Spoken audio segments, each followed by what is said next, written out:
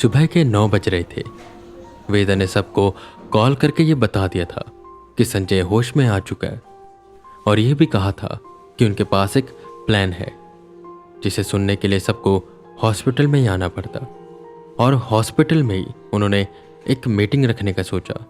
इस मीटिंग में बड़े बड़े लोग आने वाले थे, जैसे WWH के प्रेसिडेंट और वाइस प्रेसिडेंट, S रैंक के गोस्ट हंटर, A रैंक के गोस्ट हंटर्स के लीडर, DSP, इंस्पेक्टर दीप और बाकी सब और भी काफ़ी लोग। सारी व्यवस्था की गई और 11 बजे तक सब आ गए।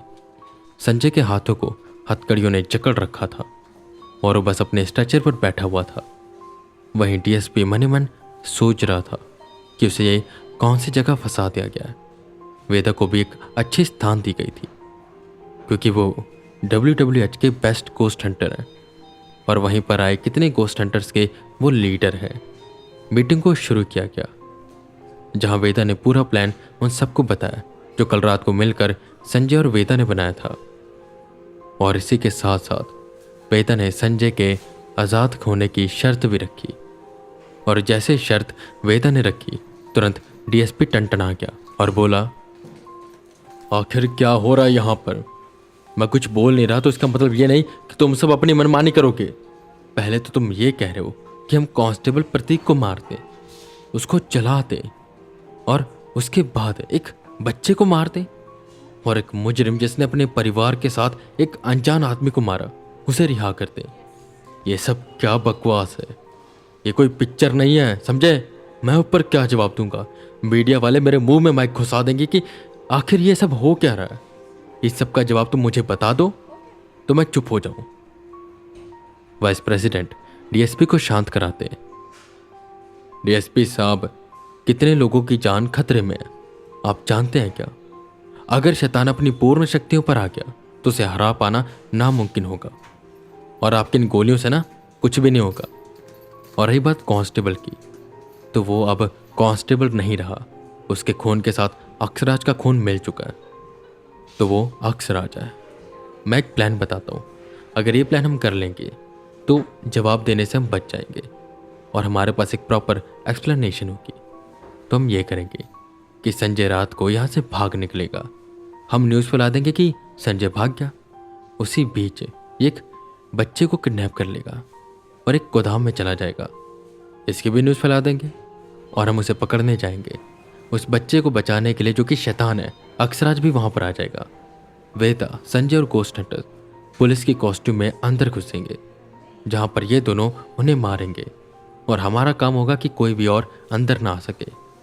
हम पूरी जगह को कवर करके रखेंगे। जैसे वो दोनों खत्म हो जाएंगे हम गोदाम को आग लगा देंगे जिससे वो दोनों जल जाएंगे और बाहर ये न्यूज़ फैला देंगे कि बच्चा हमने बचा लिया है और इस बच्चे की आइडेंटिटी हमने छुपाई हुई है। पर इस संजय ने कांस्टेबल प्रतीक पर गोली चला दी जिससे कांस्टेबल मारा गया, तो हमें ना चाहते हुए संजय को मारना पड़ा, मतलब उसका इनकाउंटर। बाद में पता नहीं कैसे वहाँ पर आग लग गई। हम संजय को पुलिस की ड्रेस दे देंगे तो छुपकर वो हमारे साथ निकल जाएगा और बस किसी को कुछ भी पता नहीं चलेगा।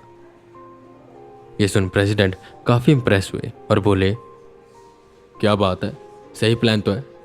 हमें ऐसा ही करना चाहिए क्योंकि उन दोनों को हराने का सही समय यही है। वो दोनों अपने कमज़ोर रूप में हैं। और DSP साहब, आई होप आपको दिक्कत नहीं होगी ना कोई? दांत पीसते हुए DSP हाँ में सिर लाता है और कहता है, नहीं नहीं जनाब, आपने कह दिया तो कहाँ तकलीफ होगी।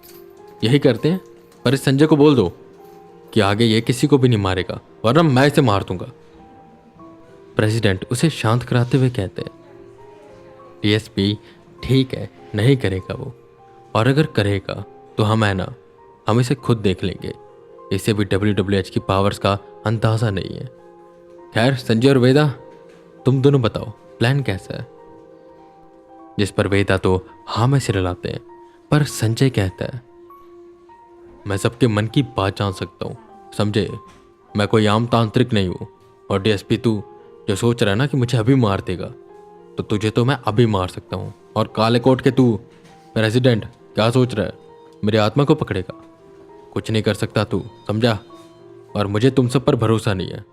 मैं यहाँ पर बेवकूफ़ नहीं बैठा हूँ, मैं उससे अकेले भी लड़ सकता हूँ या मैं कहीं जाकर छुप सकता हूँ, फिर देखना तुम अपने आप। तुम लोग यहाँ पर उसे मारने के बजाय मुझे पकड़ने का प्लान बना रहे हो। ये सुन सबकी आंखें बड़ी हो गई कि ये तो मन की बात पढ़ सकता है। अरे संजय ठीक है, मेरा तुमसे वादा है, हम तुम्हें इस प्लान के दौरान कुछ भी नहीं करेंगे, और जब प्लान हो जाएगा हम तुम्हें आज़ाद कर देंगे।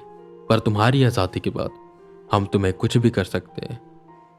ये सुन संजय मुस्कुराया और बोला, ठीक है आ जाना, मुझे भी डर नहीं लगता तुम सबसे, पर अभी के लिए हम सब का मकसद एक ही है। ये सुन बीच में ही इंस्पेक्टर दीप बोले, क्या चिंटपाक डमडम? सब उसे घूर कर देखने लगे।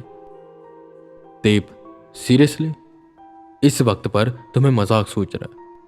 रात को कम फोन चलाया करो, केस पर ध्यान दो। डीएसपी ने डांटा, जिस पर दीप खिसिया गया और चुप हो गया। तो प्लान पूरा डन है, यही होगा, पर जब होगा तो वो कौन सा गोदाम होगा और कब होगा ये डिसाइड कर लो, प्रेसिडेंट ने कहा। उतनी देर में संजय की कर्ण पिशाचनी आ गई और उसके कान में कुछ कहने लगी। वो शैतानी बच्चा लखनऊ आ रहा है तो हमें लखनऊ में ही उसे फंसाना चाहिए, और आज शाम को ही मैं भाग जाता हूँ। और तुम सब चिंता मत करो, मैं किसी भी सीसीटीवी में नहीं आऊँगा, यहाँ तक कि वेदा को भी पता नहीं चलेगा कि मैं कब निकल गया। उसकी सारी बात सुनकर संजय ने कहा। सब संजय की ताकतों से काफी इंप्रेस थे। खैर तभी वेदा उठते हैं और कहते हैं, चलो ठीक है, फिर सारा प्लान डन है, हम इस पर काम शुरू कर देते हैं और परसों हम इस प्लान को अंजाम देंगे। संजय तुम आज निकलो, दीप इसकी न्यूज़ चला देना, ठीक है, कि संजय भाग चुका है। दीप हाँ में सिर हिलाता है और सब वहां से चले जाते हैं और तैयारी करने लग जाते हैं इस प्लान को अंजाम देने की।